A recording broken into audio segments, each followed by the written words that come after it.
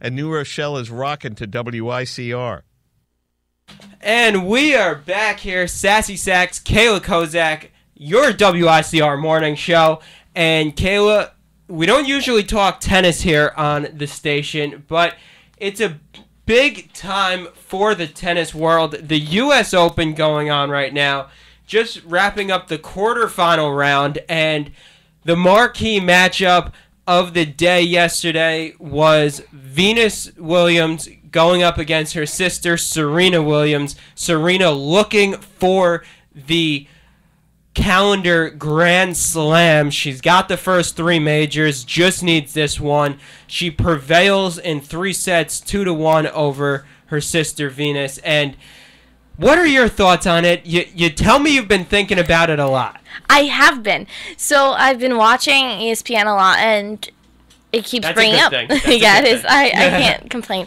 But I've been watching these commercials of Venus and Serena, their sisters going at it. It's one thing. What my thought process is, when they play, do they feel like they're in their backyard again? Do they feel like children again? How do the parents feel? Because it's different when you're Peyton Manning and Eli Manning's parents. Those are teams. Those are 2 separate teams. You can get traded to different teams. You can't control that. When you're playing tennis, you're on your own. And it's one-on-one. What do the parents do? And another thing is that the odds of the Mannings, say, matching up, the only time that they could match up would be in the Super Bowl. So if it's a regular season game between, say, the Giants and the Broncos, the Eli's team versus Peyton's team, it doesn't really mean that much. I mean, yes, it is a game, and the end result does factor into the team's record, and it could affect playoff positions and everything. But the only time that it actually has a great grand magnitude is if it's in the playoffs, and since they're in different conferences, they'd only match up in the playoffs in the Super Bowl. But for Venus and Serena, when they play, every time it's the playoffs, because in tennis it's a tournament, so there's so much more that goes into it. It's not just, they're matching up in a regular season type match. It's every time they face each other, it's a playoff type atmosphere. Right, and do they prepare themselves the same way as they would if it were another opponent? Or do they are they really aggressive about it? Are they really pumped? Or I gotta beat my sister? Or are they content with the fact that they might lose to one another? I mean, I don't know. I'm a very competitive person, so I probably would still want to win, but I take them as very loving people. Yes, definitely they are. I think, I first started to follow tennis. Not that I'm a tennis expert at all, but I first got familiar with the sport and everything when Venus was at the top of the game and Serena was just on her rise, and it was like, wow, these are, when you talk about women's tennis, it's Venus and Serena. That's right. it. And so that's just the way that I've processed it, that Venus and Serena. And I remember a few years ago, they met in the finals of a few majors, and I just can't fathom that magnitude. It's one thing, the quarterfinals, fine. Yes, it's up there, but to meet your sister in the finals of, say, Wimbledon or something, that's got to be such a surreal experience. Now, let's take it back to the NFL Super Bowl a few years ago. You had the Harbaugh, the John Harbaugh and Jim Harbaugh matching up in the Super Bowl. John Harbaugh's Baltimore Ravens prevailing by 3 over Jim Harbaugh's San Francisco 49ers. And John Harbaugh, after the game, said that the hardest thing he ever had to do was walk over and shake hands with his brother after the Super Bowl. It's so sad. Now, keep in mind, this is coming from a coach that just won the Super Bowl. And he said the hardest thing he ever had to do was go over and shake his brother's hand. That gives you the emotion, an idea of the emotional conflict that goes into facing your sibling in a playoff type atmosphere. So now, I still feel for the parents. Because when it's football or baseball or any other team competitive sport, you can, okay, let's say, I'm trying to think of people I know. You have a brother? Yes. Let's say you're on the Yankees and he's on the Mets. Okay. And your parents have to go to a game, have to go to your World Series game because that's possible. And your mom wears a Yankees hat and a Yankees jersey. Your dad wears a Mets hat and a Mets jersey. That is a lot more sensitive to each other, I would say, because you're supporting teams rather than the individual. Now, if Venus and Serena Williams' parents go to the game, does one parent wear a hat that says Serena and one wears one that says Venus? Because now you're just picking favorite children. This is my theory.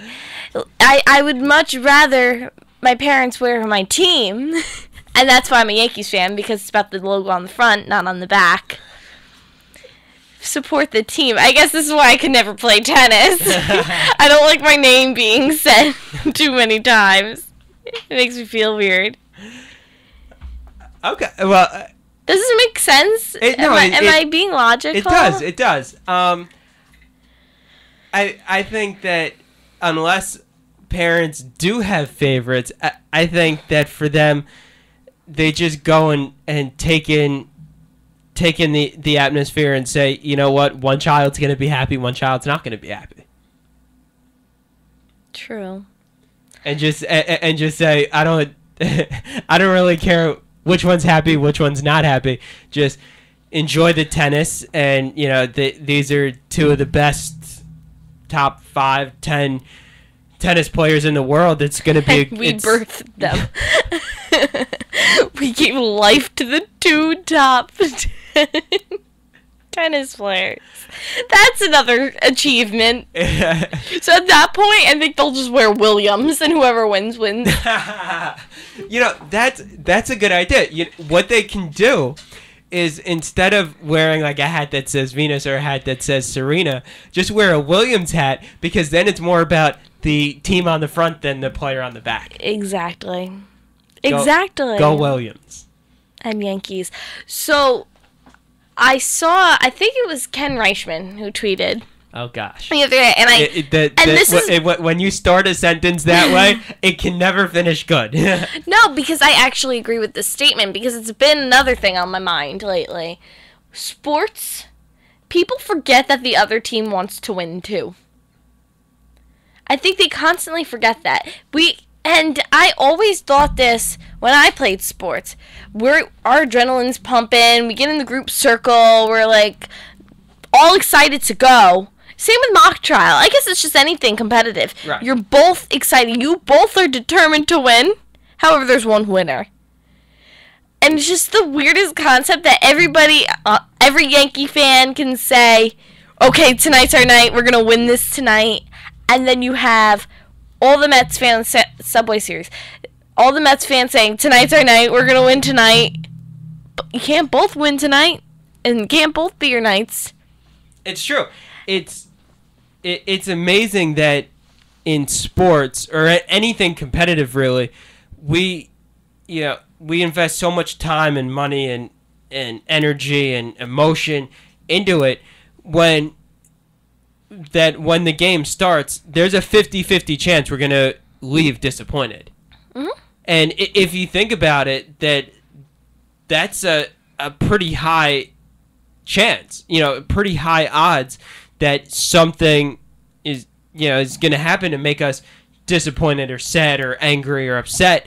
And yet, we still go back for more because there's there's a 50% chance that we leave happy, excited, euphoric, victorious, and it's really an interesting dynamic that, if you think about it, why should we care so much? It's addicting. It's just like every Iona game I go to. I have this assumption that we're just going to win. When we went to the MAC tournament, I was very convinced. I think a lot of people were, just based off statistics, but I was very convinced we were going to beat Manhattan. Yeah. And to me, it didn't even cross my mind that they wanted to win, because we wanted it so badly, and we had a better fan squad come out, and it couldn't cross my mind that they also wanted that, because to me, they didn't work as hard. But they did, and won the tournament. That's a good example, and I'll use a personal example. This summer, I've been interning with the Rockland Boulders, a minor league baseball team, and when I first started out there, I was excited about it, happy, liked the team and everything, and then they've been really good this year.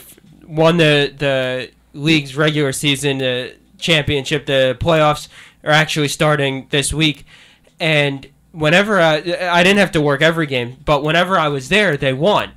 Like I think up through last week, they were like 13-1 when I was there, and the one loss was like the second game I was at. So like they had, when I was in attendance, they hadn't lost since like the beginning of June, and then last week they lost on Friday. They lost 4-2, and I remember it was 7th, 8th inning, and I was thinking, there's like they're not gonna lose this game. Like, I'm here, they're not gonna lose, and then they didn't get they didn't get hits, and then they lost 4-2, and it like when I was leaving the stadium, I was thinking to myself, I said, I don't know what this ride home is going to be like after a loss.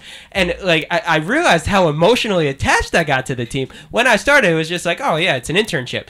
But like throughout the season, throughout the winning, throughout everything, I became attached to the team, and it's really amazing the emotional roller coaster that goes in with sports. I really thought the Rangers were going to win it all this year. I really thought it. That was a tough one. That was another emotional round. Everything's emotional. I've not been winning. I as a Yankees fan, as a Gale, as a Rangers fan, it hasn't been a good year for me. Because it's not that we just lose and we're terrible, and it's not that I have false hope. Right. I have reasonable hope. And then they're so good. They get so close, and then they just rip it away from me. Yep. Me personally. Like, no, not today, Kayla. You're the only fan out there that gets ripped off. But taking if we're talking about professional sports and being so close to tasting victory and having it slip out of our hands, we'll go to my New England Patriots Super Bowl this year after witnessing the two collapses against the Giants, now 8 years ago and 4 years ago. And this year in the Super Bowl, final minutes with the lead, Seahawks get that amazing catch to get them into first and goal territory, 2 minutes to go, and then Marshawn Lynch brings it down to the half-yard line basically, and I'm thinking to myself, like, oh my gosh, I'm going to see 3 Patriot losses in the final 2 minutes of the Super Bowl in a 10-year span. Like, it's amazing to be in the Super Bowl 3 times, but to be so close, and come away empty.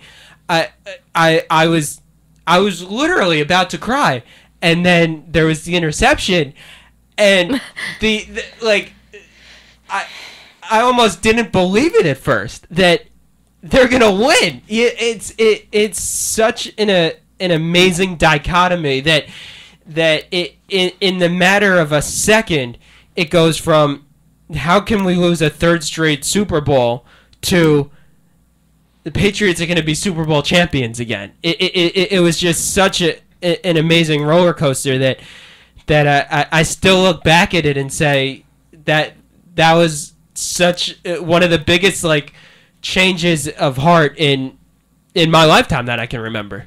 My best friend back at home is also a Patriots fan, and she's on the right course then. He talks about it still to this day, just as you do, and I still cringe every time I listen to it because you live in New York. Oh, I wish I had that highlight right now. I wish we could play it because Malcolm Butler, he's always gonna be one of my 5 favorite players now. Now, this conversation brought up a whole new thought process in my mind. Is who everything that we just described? You know what? How about we take a quick break? Okay, yep. Bring our viewers back to hear Kayla's whole new thought process. Next segment here on Sassy Sacks and Kayla Kosack. 3 up.